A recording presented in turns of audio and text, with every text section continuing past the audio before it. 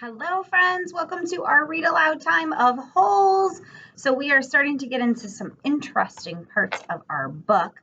Yesterday, Stanley made a deal with Zero to start to teach him the letters of the alphabet. And he remembered that the gold tube he had found was like a lipstick container. And the initials KB might belong to the outlaw Kissin' Kate Barlow. So let's see what happens today in chapter 23. 110 years ago, Green Lake was the largest lake in Texas. It was full of clear, cool water, and it sparkled like a giant emerald in the sun. It was especially beautiful in the spring when the peach trees, which lined the shore, bloomed with pink and rose-colored blossoms. There was always a town picnic on the 4th of July.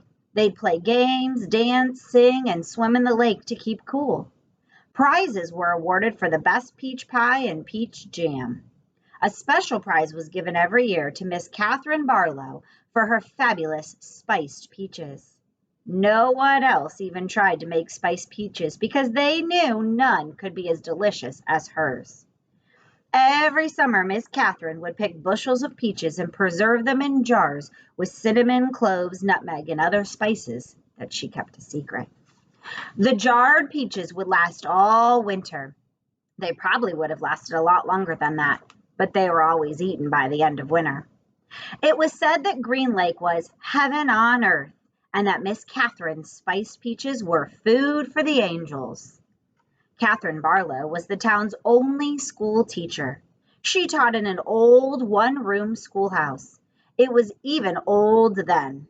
The roof leaked, the windows wouldn't open, the door hung crooked on its bent hinges.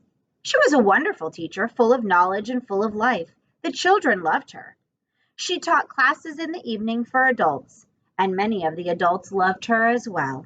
She was very pretty. Her classes were often full of young men who were a lot more interested than the teacher than getting an education. But all they ever got was an education. One such young man was Trout Walker. His real name was Charles Walker, but everyone called him Trout because his 2 feet smelled like a couple of dead fish. This wasn't entirely Trout's fault. He had an incurable foot fungus. In fact, it was the same foot fungus that 110 years later would afflict the famous ball player Clyde Livingston. But at least Clyde Livingston showered every day. "I take a bath every Sunday morning," Trout would brag, "whether I need to or not." Most everyone in the town of Green Lake expected Miss Catherine to marry Trout Walker. He was the son of the richest man in the county. His family owned most of the peach trees and all of the land on the east side of the lake. Trout often showed up at night school, but never paid any attention. He talked in class and was disrespectful of the students around him. He was loud and stupid. A lot of men in town were not educated. That didn't bother Miss Catherine. She knew they'd spend most of their lives working on farms and ranches and hadn't had much schooling. That was why she was there, to teach them. But Trout didn't want to learn. He seemed to be proud of his stupidity. "How'd you like to take a ride on my new boat this Saturday?" he asked her one evening after class. "No, thank you," said Miss Catherine. "We've got a brand new boat," he said. "You don't even have to row it." "Yes, I know," said Miss Catherine. Everyone in town had seen and heard the Walkers' new boat. It made a horrible loud noise and spewed ugly black smoke over the beautiful lake. Trout had always gotten everything he ever wanted. He found it hard to believe that Miss Catherine had turned him down. He pointed his finger at her and said, "No one ever says no to Trout Walker." "Well, I believe I just did," said Miss Catherine Barlow.